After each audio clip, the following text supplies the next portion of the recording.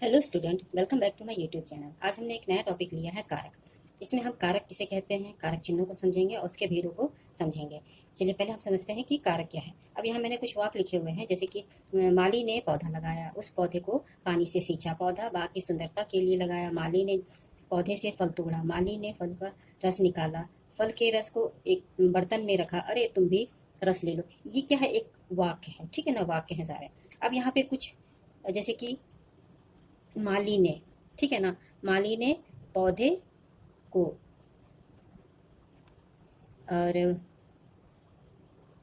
सुंदरता के लिए, माली ने पौधे को पौधे से, ठीक है, माली ने फल का रस निकाला, माली फल के रस को एक बर्तन में रखा। अरे ये जो मैंने लाल रंग से अंडरलाइन किया है, माली ने पौधे को सुंदरता के लिए, पौधे से, फल का, बर्तन में, अरे ये सारे शब्द जो हैं ये संज्ञा और सर्वनाम पदों के संबंध को क्रिया से जोड़ते हैं। सर्वनाम, मैंने क्या कहा, सर्वनाम और संज्ञा पद को का संबंध जो है वो क्रिया से जोड़ते हैं। क्रिया में क्या होता है, हम कुछ भी काम कर रहे हैं तो क्रिया से जब जोड़ते हैं तो यही शब्द जो होते हैं इसको हम कारक बोलते हैं। समझ गए? जैसे कि मैंने ये सारे शब्दों को अंडरलाइन किया है लाल रंग से। ये शब्द जो है संज्ञा या फिर सर्वनाम पदों का संबंध क्रिया के साथ जोड़ते हैं, है ना, क्रिया के साथ जोड़ते हैं तो उसको क्या बोलते हैं, हम कारक बोलते हैं। ठीक है, समझ गए? अब इसकी परिभाषा हम समझते हैं।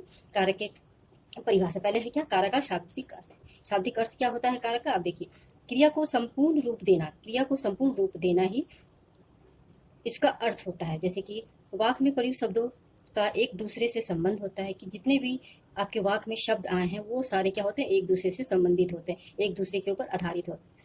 ठीक है, यदि किसी भी शब्द को बीच में से हटा देंगे या निकाल देंगे या उसके वाक्य की जो संरचना होगी वो क्या होगी, बदल जाएगी। अब याद देखिए, यदि किसी भी शब्द के बीच में से हटा देंगे, ठीक है, निकाल देंगे अथवा बदल देंगे तो पूरी वाक्य संरचना बिगड़ जाती है और वाक्य का अर्थ स्पष्ट नहीं होता है ना। जब भी हम कोई भी वाक्य लिखते हैं तो उसमें जितने भी शब्द हम प्रयोग करते हैं वो शब्द क्या होते हैं, एक दूसरे के ऊपर निर्भर होते हैं, एक दूसरे के ऊपर आधारित होते हैं। अगर हम इन वाक्यों में से कुछ शब्दों को हटा देते हैं या फिर उसको बदल देते हैं या फिर उसको निकाल देते हैं तो क्या होगा, हमारे जो वाक्य होंगे वो अर्थपूर्ण नहीं लगेंगे। ठीक है ना, उसका अर्थ हमको समझ में नहीं आएगा, उसका मतलब हमको समझ में नहीं आएगा। अब आते हैं हम परिभाषा की ओर। इसकी परिभाषा क्या है? अब देखिए, संज्ञा या सर्वनाम का क्रिया से संबंध बताने वाले शब्दों को कारक बोलते हैं, है ना। संज्ञा या सर्वनाम, हम संज्ञा जानते हैं, सर्वनाम जानते हैं, का क्रिया के साथ क्या संबंध है ना, ऐसे ऐसे शब्दों को ही हम क्रिया कहते हैं। ये तो आपकी परिभाषा हो गई। ठीक है, अब इसमें कुछ पॉइंट को हम समझ लेते हैं। जैसे कि पहला पॉइंट है, इस संबंध को जोड़ने के लिए जो शब्द प्रयोग किए जाते हैं उन्हें हम स्पर्शक या कारक चिन्ह कहते हैं या विभक्ति चिन्ह भी कहते हैं। ये तीनों का मतलब एक ही होता है, कारक चिन्ह, ठीक है ना, विभक्ति। अब हम आगे बढ़ते हैं। हमने क्या समझा, परिभाषा समझ लिए हम और उसके कारक चिन्हों को हम समझ गए। यानी कि अब हम पढ़ते हैं, आगे बढ़ते हैं कि कारक के भेद।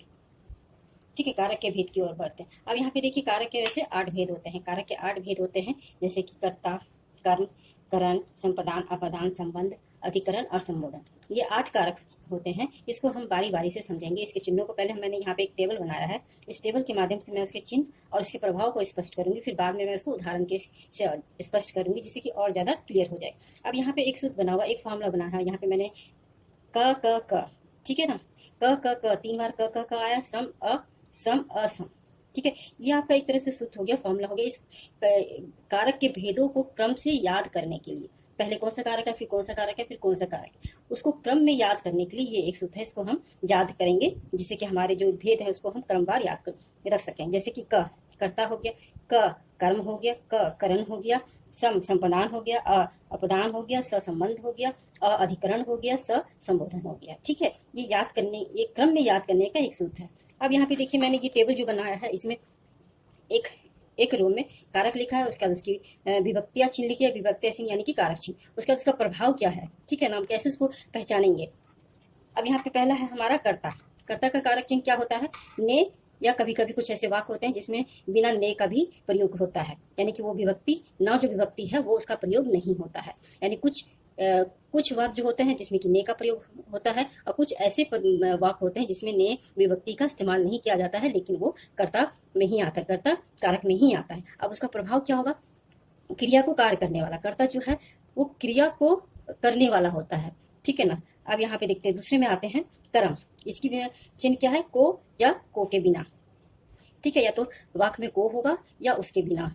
को के बिना भी वो वाक्य हो सकता है कि जिसको कि हम कर्म कारक में शामिल करते हैं। अब इसका प्रभाव क्या होगा, जिस पर क्रिया का प्रभाव पड़े। ठीक है ना। अब नेक्स्ट हम बढ़ते हैं करण। करण में करण की विभक्ति क्या है, करण कारक की से या के द्वारा। यहाँ पे देखिए से या के द्वारा का जब हम वाक्य में इस्तेमाल करते हैं तो वो साधन के रूप में होना चाहिए। ठीक है ना, माध्यम के रूप में होना चाहिए, साधन के रूप में होना चाहिए। तो इसकी विभक्ति से हो जाएगा या के द्वारा हो जाएगा। अब यहाँ पे इसका प्रभाव क्या पड़ेगा, क्रिया को करने का साधन। साधन कोई भी क्रिया जो हम करें उसका साधन क्या है, ठीक है ना, उसका माध्यम क्या है, तो वो। चलिए आगे बढ़ते हैं हम संबंधान। संबंधान में क्या है, के लिए को, के लिए को। ठीक है ना, जब हम इस वाक्य में जब ये विभक्तियां प्रयोग होती हैं के लिए या को, तो इसमें क्या होगा, किसी को उपहार देना। ठीक है ना, उपकार करना। ठीक है, किसी को दान देना। तो इस तरह वाले जो वाक्य होते हैं उसमें जो विभक्तियां प्रयोग होती है के लिए या को, जो कि संपदान कारक में शामिल होता है। अब इसका क्या प्रभाव पड़ेगा कि जिसके लिए क्रिया हो, यानी कि सामने वाले के लिए जो हम क्रिया कर रहे हैं वो इसके अंतर्गत शामिल किया जाता है। अब नेक्स्ट हम बढ़ते हैं अपदान। अब इसके कारक चिन्ह क्या है, से यानी कि अलग होने का भाव हो, डर का भाव हो, दूरी का भाव हो, तुलना का भाव। ठीक है ना, समझ रहे हैं ना। अब यहाँ का जो कारक चिन्ह है से है, इसमें क्या होते हैं, इस से वाले जो वाक्य होते हैं इसके जो भाव निकलते हैं उसमें होगा या अलग होने का भाव हो, या डर का भाव हो, या दूरी का भाव हो, या तुलना करने का भाव। तो इस तरह के जो वाक्य होते हैं जिसमें सा का प्रयोग किया जाता है, सकारक चिन्ह का, वो अपदान कारक में आता है। ठीक है, अब इसका प्रभाव को हम समझते हैं, जिससे अलग होने का भाव प्रकट हो, अलग होने का। ठीक है ना, उससे अलग होने का। ये मैं सारे उदाहरण के से भी आपको समझाऊंगी जिससे कि और आप अच्छे से समझ पाएंगे। ये एक टेबल है जिसको कि आपको याद करने के लिए सरल होगा। इसके लिए मैंने ये टेबल बनाया है कि कौन से कारक का क्या कारक चिन्ह है। इसके लिए मैंने ये टेबल बनाया है जो कि आपकी सुविधा के लिए है, याद करने में आपको सुविधा होगी। चलिए नेक्स्ट कारक की ओर बढ़ते हैं, संबंध कारक। अब इसकी कौन कौन सी चिन्ह है, देखिए का, के, की। ठीक है ना, का, के, की, रा, रे, री, ना, ने, नी, ये सारे कारक चिन्ह उसमें आएंगे। ठीक है ना, अभी मैं इसको उदाहरण से भी समझाऊंगी तो और अच्छे से समझ में आएगा, क्योंकि रे है ना, रे है, री है, ना है, ये नी है, तो ये कैसे प्रयोग होंगे वाक्य में, तो इसको मैं अभी आपको एग्जाम्पल में समझाऊंगी। अब इसका प्रभाव क्या होगा, क्रिया के अतिरिक्त अन्य पदों से संबंध बताने वाला, यानी कि क्रिया के अतिरिक्त अन्य जो पद आए हैं वाक्य में उससे क्या संबंध है वो आपको इसमें बताया जाता है। अब नेक्स्ट कारक की ओर हम बढ़ते हैं। नेक्स्ट कारक क्या है, चलिए नेक्स्ट कारक है अधिकरण। अब अधिकरण कारक की विभक्ति चिन्ह या कारक चिन्ह क्या है, में, पर, में या फिर पर। अब यहाँ पे प्रभाव क्या होगा, क्रिया के करने का काल या स्थान, यानी कि क्रिया जब हो रही है तो उसका काल कौन सा है, भूत है, भविष्य, वर्तमान है, क्या है, और स्थान क्या है, वो कहाँ है, ऊपर है, नीचे है, दाएं है, बाएं है, अंदर है, बाहर है। ठीक है, तो इसकी विभक्ति क्या होगी, में या पर। अब आते हैं अंतिम कारक की ओर, संबोधन कारक। इसको पहचानना सबसे ज्यादा सरल है। इसमें हमेशा है, अरे, जैसे कि इस तरह के आपके जो छोटे छोटे शब्द होते हैं, अरे, ओह, ये सारे शब्द जो होते हैं, जैसे कि अब इसका प्रभाव क्या है, बुलाने वाले, पुकारने वाले, सावधान करने वाले जो शब्द होते हैं उसका इस्तेमाल इस कारक में किया जाता है। ठीक है, ये तो आप समझ गए होंगे कि कारक चिन्ह क्या है, उसके क्या प्रभाव है। ठीक है, अब एक एक सारे कारक को उदाहरण के द्वारा समझते हैं जिससे कि और हमको समझ में आएगा कि अलग होने का भाव क्या है, दूरी होने का भाव में क्या है, या फिर साधन के रूप में कैसे है। ठीक है, चलिए पहला कारक क्या है, हमारा कर्ता कारक है। इसका चिन्ह जो है हमको मालूम है, ने है, ने भी हो सकता है और बिना ने के भी वाक्य हो सकते हैं। ठीक है, अब इसकी थोड़ी सी हम परिभाषा समझ लेते हैं। क्रिया के जिस रूप से उसकी करने वाले का पता चले, क्रिया का वह रूप। ठीक है ना, क्रिया तो हम जानते हैं काम करने के लिए कोई भी हम काम करते हैं, क्रिया का वह रूप, ठीक है ना, जिससे उसके करने वाले का पता चलता है कि कौन वो कर रहा है। ठीक है, तो ऐसे सारे वाक्यों को हम कर्ता कारक में शामिल करते हैं। जैसे कि उदाहरण के लिए देखिए, माली ने फूल तोड़े। ठीक है, माली ने, यहाँ पे ने विभक्ति आई है, माली ने फूल तोड़े। ठीक है, अब यहाँ देखिए, रवि ने पतंग उड़ाई, श्री कृष्ण ने अर्जुन को गीता का ज्ञान दिया, भुवनेश्वर ने बहुत सुंदर गीत गाया। अब यहाँ जितने भी हम वाक्य देख रहे हैं सब में ने विभक्ति आई है। ठीक है, यहाँ पे देखिए सारे में क्या है, ने विभक्ति है। अब हमने इसमें क्या पढ़ा है कि ने विभक्ति भी हो सकती है और बिना ने वाली विभक्ति वाली भी हो सकती है। तो उस वाक्यों को भी हम देखते हैं। जैसे कि यहाँ पे मैंने देखा, श्री कृष्ण ने अर्जुन को गीता का उपदेश दिया, ने। ठीक है, पहचान गए आप हम कि ये कर्ता कारक का है, कर्ता कारक का चिन्ह है, तो हम समझ गए। अब इसमें आया है श्री कृष्ण गीता का उपदेश दे रहे हैं। अब इसमें तो ने विभक्ति नहीं है, तो यहाँ पे क्या है, इस तरह के वाक्य भी आपको इसमें शामिल किया, क्योंकि यहाँ पे ने क्या है, विलुप्त है। ठीक है ना, वो गायब है, लेकिन हमारा भाव क्या हो रहा है, श्री कृष्ण ने गीता का उपदेश दिया। तो इस तरह के वाक्यों को भी हम कर्ता कारक में शामिल करते हैं। अब यहाँ पे देखिए, भुवनेश्वर गजल भी गाता है। अब ऊपर वाले वाक्य में क्या था, भुवनेश्वर ने बहुत सुंदर गीत गाया। अब यहाँ पे क्या हो गया, बिना ने का, भुवनेश्वर गजल भी गाता है, ठीक है ना, वो भविष्य में गायक बनेगा। अब यहाँ पे देखिए, भविष्य में यहाँ पे ने विभक्ति तो नहीं है, लेकिन वह भविष्य में गायक बनेगा। चलिए हम आगे बढ़ते हैं। ये आप उदाहरण समझ गए होंगे। इसमें एक पॉइंट और मैं आपको समझा देती हूँ। यहाँ पे हमने ने वाले और बिना ने वाले दोनों ही वाक्य देखे, लेकिन इसमें हम एक हमारा पॉइंट है, जैसे कि ने चिन्ह का प्रयोग केवल भूतकाल में ही किया जाता है। अब यहाँ पे जितने भी ने वाले चिन्ह है वो क्या होंगे, वो भूतकाल में ही प्रयोग होंगे, ठीक है। यानी कि ने चिन्ह का जो इस्तेमाल होगा वो सिर्फ भूतकाल वाले वाक्यों में ही प्रयोग किए जाएंगे। वर्तमान में और भविष्य में इसका प्रयोग नहीं होता। यानी कि वर्तमान वाले वाक्य या भविष्य वाले वाक्य जो होंगे उसमें ने का प्रयोग नहीं होता है। यहाँ पे मैंने जो उदाहरण दिए हैं बिना ने वाले, उसको आप दे सकते हैं, जैसे कि वह भविष्य में गायक बनेगा, भुवनेश्वर गजल भी गाता है, श्री कृष्ण गीता का उपदेश देते हैं, ठीक है ना। तो इस तरह के आप वाक्यों को आप अलग करके समझ सकते हैं कि ये कर्ता कारक के वाले वाक्य हैं, ठीक है। चलिए अब हम नेक्स्ट कारक की ओर बढ़ते हैं। नेक्स्ट कारक है कर्म कारक, ठीक है। अब इसको हम थोड़ा सा परिभाषा समझते हैं कि वाक्य में जिस संज्ञा या सर्वनाम पर क्रिया का प्रभाव पड़ता है, जो भी वाक्य है आपके, उसमें संज्ञा या सर्वनाम, जो भी उस वाक्य में संज्ञा है या फिर जो सर्वनाम है उस पर क्रिया का प्रभाव पड़ता है, तो उसे हम कर्म कारक कहते हैं, ठीक है। समझ में आ गया, स्पष्ट हो गया। अब इसकी विभक्ति तो आप जानते हैं, को होती है, कभी कभी ये को के बिना वाले वाक्य में भी आते हैं।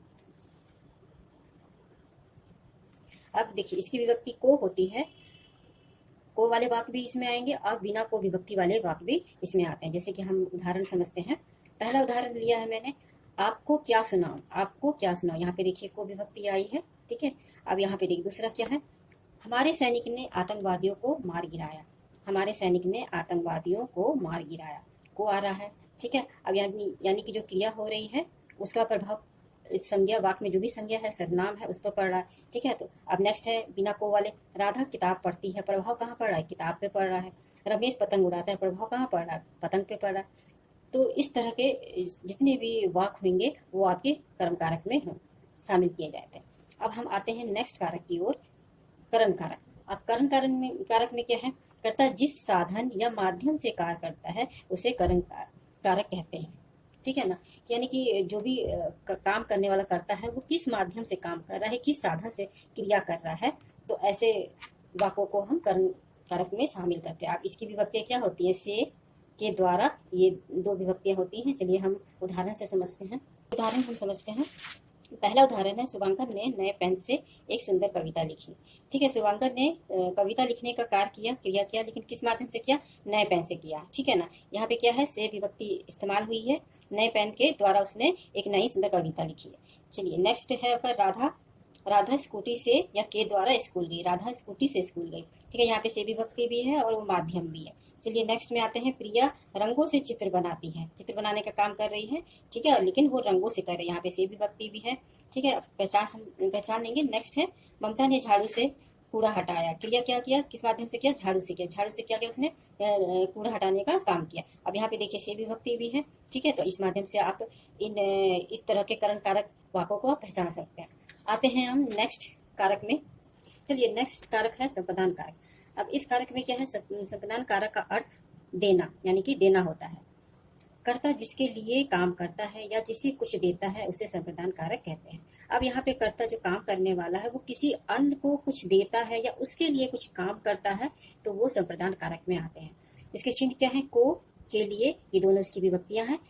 अब यहाँ पे है कि देखिए को विभक्ति के साथ जहाँ कुछ देने का भाव आता है, ठीक है, क्योंकि हमने को विभक्ति कर्म कारक में भी पढ़ा था, तो यहाँ पे जो संप्रदान कारक है इसमें को विभक्ति के साथ किसी को कुछ देने का जब भाव आता है तो ऐसे वाक्यों को हम संप्रदान कारक में रखते हैं। लेकिन कर्म कारक में ऐसा कोई भाव नहीं रहता है, ठीक है। अब यहाँ पे देखते हैं, इसके उदाहरण को हम समझते हैं तो और अच्छे से क्लियर होगा। पहला उदाहरण है, नर्स ने रोगी के लिए दवाई मंगवाई। अब यहाँ पे देखिए, नर्स ने रोगी के लिए, यहाँ पे रोगी के लिए दवाई मंगवाई है, ठीक है।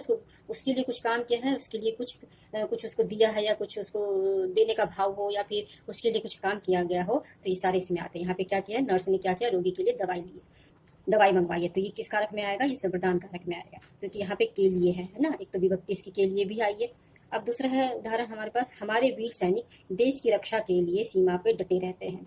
अब यहाँ पे देखिए हमारे सैनिक भी जो है देश की रक्षा के लिए सीमा पे डटे रहते हैं। यहाँ पे एक तो विभक्ति के लिए आया ही है, उसके बाद ये है यहाँ पे क्या हुआ, किसी को यहाँ पे सैनिक हमारे लिए कुछ काम कर रहे हैं, यानी देशवासियों के लिए काम कर रहे हैं। अब यहाँ पे तीसरा है माँ ने नौकरानी को वस्त्र दिए। अब यहाँ पे देखिए माँ ने नौकरानी को वस्त्र दिया है, देने का काम हो रहा है, ठीक है। तो यहाँ पे भी को विभक्ति भी आई है। नेक्स्ट है आपका गरीब को भोजन दो। अब यहाँ पे देखिए गरीब को, यहाँ पे को विभक्ति भी आई है, लेकिन हम यहाँ पे गरीब को भोजन देने का बात करें, देने का भाव आ रहा है, ठीक है। यानी कि जब भी हम को विभक्ति के साथ जहां पर भी कुछ देने का भाव होता है तो ऐसे सारे वाक्य जो है संप्रदान कारक में आते हैं। अब हम इन कर्म कारक और संप्रदान कारक में अंतर को भी हम समझ लेते हैं कि इन दोनों कारकों में अंतर क्या है। चलिए यहाँ पे देखिए पहला उदाहरण है, मैं उदाहरण से ही आपको समझा देती हूँ। पिताजी राहुल को बुला रहे हैं, यहाँ पे भी को विभक्ति है, ठीक है ना। दूसरे वाक्य में देखते हैं पिताजी ने राहुल को पैसे दिए। अब यहाँ पे देखिए पहले वाक्य में क्या है, पिताजी ने राहुल को बुलाया, को विभक्ति भी है, को विभक्ति तो है, तो ये आपके किस में आ गई, ये आपके कर्म कारक में आ गए। अब दूसरा वाक्य हम देखते हैं पिताजी ने राहुल को पैसे दिए। यहाँ पे पिताजी ने राहुल को क्या दिया, पैसे दिए, यहाँ पे देने का भाव आ रहा, तो ये किस में आ जाएगा, ये आपका संप्रदान कारक में आ जाएगा, ठीक है। नेक्स्ट उदाहरण हम देखते हैं, राम ने अपने दादाजी को एक बहुत गरीब परिवार के बारे में बताया।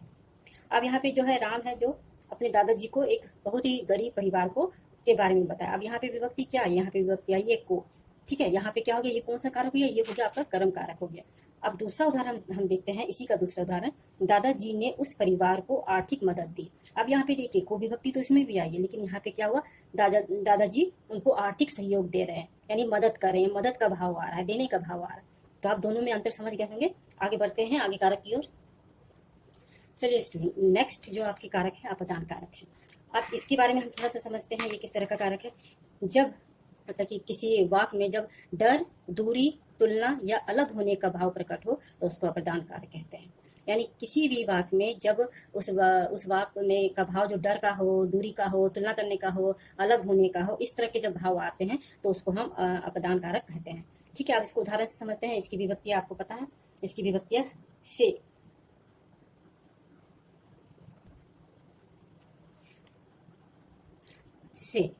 इसकी विभक्ति क्या हो गई, से विभक्ति, से विभक्ति चिन्ह है। अब इसको हम उदाहरण से समझते हैं। पहला उदाहरण है, उसके हाथ से किताब नीचे गिर गई। उसके हाथ से कोई भी संज्ञा या सर्वनाम है, उसके हाथों से किताब कहाँ गिर गई, किताब नीचे गिर गई, यानी हाथ में थी अब वो कहीं गिर गई, नीचे गिर गई, यानी कि क्या हुआ, आपका अलग होने का भाव आ रहा है, यानी अलग हुआ, ठीक है ना। हाथ में थी लेकिन हाथ से वो नीचे गिर गई, यहाँ पे से विभक्ति आई है और अलग होने का भाव हो रहा है। दूसरे विभाग में बढ़ते हैं, बच्चों को अंधेरे से डर लगता है। अब यहाँ पे देखिए बच्चे जो है उनको किससे डर लग रहा है, अंधेरे से डर लग रहा है, वो डर रहे हैं किस, यहाँ पे किसे डर है, अंधेरे, कोई भी चीज हो सकता है जिससे कि बच्चे डर रहे हैं, यहाँ पे अंधेरे से डर रहे हैं, यहाँ पे से विभक्ति भी है और डर का भाव भी आ रहा है। चलिए नेक्स्ट की ओर बढ़ते हैं, हमारे घर से बाजार बहुत दूर नहीं है। यहाँ पे क्या है कि हमारे घर से जो बाजार की दूरी है वो बहुत ज्यादा दूर नहीं है, यानी कि आसपास में, यानी यहाँ पे क्या बताया जा रहा है, यहाँ पे दूरी के भाव के बारे में बात की जा रही है, यहाँ पे से विभक्ति भी है, ठीक है, इसे आप पहचानेंगे। अब नेक्स्ट उदाहरण की ओर हम लोग, चलिए नेक्स्ट उदाहरण है, रोहन को सब्जियों से अधिक स्वादिष्ट दालें लगती हैं। अब यहाँ पे देखिए तुलना का भाव हो रहा है, सब्जी उसको उतनी अच्छी नहीं लगती लेकिन दाल अच्छी लगती है, यहाँ पे इसका भाव हो रहा है, यहाँ पे तुलने का भाव, तुलना किया जा रहा है और यहाँ पे से विभक्ति भी है, ठीक है, पहचाने में कोई दिक्कत नहीं होगी। नेक्स्ट अब हम ये समझ लेते हैं कि करण कारक और अपदान कारक में क्या फर्क है, क्योंकि दोनों में से विभक्ति का इस्तेमाल किया जाता है। इसको भी हम उदाहरण से समझेंगे। पहला उदाहरण है, किसान बैलगाड़ी से अनाज को बोरियों में ले जा रहा है। यहाँ पे देखिए किसान जो है बैलगाड़ी के माध्यम से अनाज की बोरियों को ले जा रहा है। यहाँ पे किस साधन, यहाँ पे साधन का किस साधन से ले जा रहा है, तो बैलगाड़ी से लेके जा रहा है। यानी कि करण कारण में हमने क्या पढ़ा था कि जब भी से विभक्ति का इस्तेमाल होता है तो उसमें किस माध्यम से काम हो रहा है, किस माध्यम से क्रिया हो रही है, किस साधन से क्रिया हो रही है, उसके भाव आते हैं, ठीक है। यहाँ पे किसे ले जा रहे हैं, बैलगाड़ी से ले जा रहे हैं, तो ये सरलता पूर्वक आप इस वाक्य को समझ जाएंगे। अब इसी से मैं आगे, इसी उदाहरण से मैं आपको आगे बता रही हूँ। झटका लगते ही एक बोरी बैलगाड़ी से नीचे गिर गई। अब यहाँ देखिए बैलगाड़ी पर तो बहुत सारी बोरियां, लेकिन झटका लगने से क्या हो गया, बैलगाड़ी से एक बोरी नीचे गिर गई, यानी कि वो अलग होगी, बैलगाड़ी से अलग होगी। यहाँ पे क्या आ रहा है, आपका अलग होने का भाव आ रहा है, तो यह अपदान कारक के उदाहरण हो गए। तो इस तरह आप दोनों ही कारक में अंतर को आप समझ गए होंगे। आगे बढ़ते हैं, कारक में क्या है, इसके थोड़े से उदाहरण को हम समझते हैं। एक संज्ञा या सर्वनाम का दूसरी संज्ञा या सर्वनाम से संबंध बताने वाले रूप संबंध कारक होता है। यानी कि एक संज्ञा या सर्वनाम का, ठीक है ना, संज्ञा सर्वनाम का दूसरी संज्ञा या सर्वनाम से संबंध बताना, ठीक है, एक संज्ञा या सर्वनाम का दूसरी संज्ञा या सर्वनाम के साथ क्या संबंध है, ठीक है, बताने वाले रूपों को ही संबंध कारक में शामिल किया जाता है, यह संबंध कारक कहलाते हैं। अब यहाँ इसकी विभक्ति क्या हमने पढ़ी थी, का, के, की, रा, रे, री, ना, ने, नी, ठीक है, ये सारी विभक्ति आती हैं।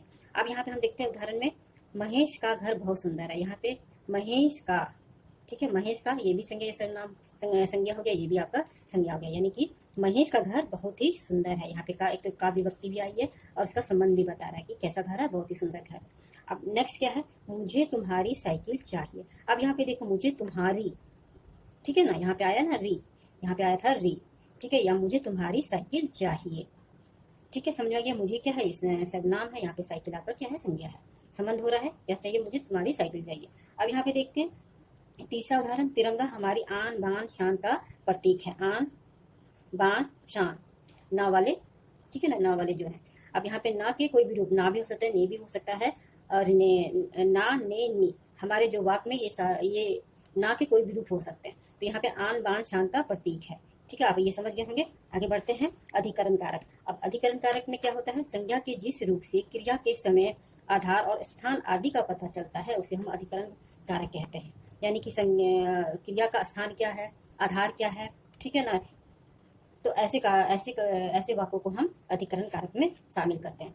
अब इसके उदाहरण को समझते हैं। इसकी विभक्तियां क्या है, में, पर, ये दोनों क्या है, इसकी विभक्तियां हैं। अब यहाँ पे देखिए, छत मोर पर बैठा है, सॉरी, मोर छत पे बैठा है, मोर छत पे बैठा, मोर कहाँ बैठा है, छत पे बैठा है, ठीक है, उसके स्थान के बारे में पता चला यहाँ पे। और यहाँ पे पर जो है ये विभक्ति भी आ रही है, ठीक है। सभी घरों में दिवाली मनाई जाती है। अब यहाँ पे देखिए, सभी घरों विभक्ति भी आई हुई है, यानी कि, और दूसरा है यहाँ पे कि सभी घरों में, स्थान क्या है, सभी, लगभग सभी घरों में दिवाली बनाई जा रही है, ठीक है। नेक्स्ट उदाहरण की ओर हम बढ़ते हैं, मछली पानी में तैर रही है। अब यहाँ पे देखिए, में विभक्ति भी आई है, और मछली कहाँ तैर रही है, तो पानी में तैर रही है, उसके स्थान के बारे में बताया जा रहा है। अब नेक्स्ट है, मेहमान सोफे पर बैठे हैं। मेहमान कहाँ पे बैठे हैं, सोफे पर बैठे हैं, तो ये स्थान के बारे में बताया। तो आप समझ गए होंगे कि अधिकरण कारक में उसके स्थान के बारे में, समय के बारे में जब बताया जाता है तो ऐसे वाक्यों को हम अधिकरण कारक में रखते हैं। इसकी चिन्ह क्या होती है, में या फिर पर। चलिए नेक्स्ट कारक की ओर हम बढ़ते हैं। नेक्स्ट कारक है हमारा संबोधन कारक। इस कारक को तो पहचानना बहुत ही सरल है, इसके बारे में हम थोड़ा समझ लेते हैं इसकी परिभाषा। जिन संज्ञा शब्दों का प्रयोग बुलाने के लिए, पुचकारने के लिए, सावधान करने के लिए होता है उसे संबंध कारक कहते हैं, ठीक है। समझ गए होंगे कि जिस संज्ञा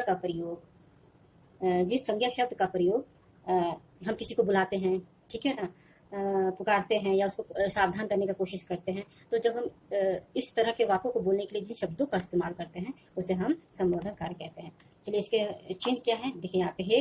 अब यहाँ पे देखिए, है भी है और यहाँ पे ये चिन्ह भी लगा हुआ है, ठीक है ना, ये चिन्ह भी इसके साथ होता है, अरे, और यहाँ पे ये चिन्ह, हाय, इसके साथ ये चिन्ह। तो इस तरह की जब विभक्ति आती हैं तो हम उसको सरलता से पहचान लेते हैं कि ये संबोधन कारक के वाक्य हैं। अब यहाँ पे देखते हैं उदाहरण में, अरे भाई, यहाँ पे देखिए चिन्ह लगा हुआ, अरे भाई के बाद चिन्ह लगा हुआ, तुम छुप कर क्यों बैठे हो, ठीक है, तो इस बात को हम सरलता से पहचान लेंगे। दूसरा है, हे राम, ये क्या हो गया, यहाँ पे देखिए हे राम के बाद ये चिन्ह लगा हुआ है, पहचान सकते हैं। तीसरा है आपका, अरे बाप रे इतना लंबा सांप। अब यहाँ पे देखिए, अरे बाप रे इतना लंबा सांप, तो ये इस चिन्हों के माध्यम से और इस तरह के शब्दों के माध्यम से आप इस वाक्य को सरलता से पहचान सकते हैं। ये मैंने 8 के 8 कारक के भेदों को आपको समझाया है। इसके साथ ही मैंने ये टेबल बनाया है, जिससे कि आपको, ये मैंने एक टेबल बनाया था जिससे कि आप इसके विभक्ति चिन्हों को सरलता से समझ सके और उसके क्या प्रभाव हैं उसको भी आप समझ सकते हैं। और जिनकी विभक्तियां सेम है उसके अंतरों को भी मैंने बताया है, तो आपको ये कारक अच्छे से समझ में आ गया होगा।